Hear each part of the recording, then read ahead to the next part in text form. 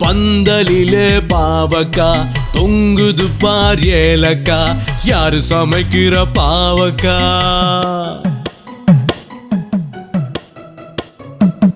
எங்க அண்ணி சமைக்கிற பாவக்கா கசக்குமோ புளிக்குமோ கலந்து கொட்டடி சக்கரைய, கசக்குமோ புளிக்குமோ கலந்து கொட்டடி சக்கரைய.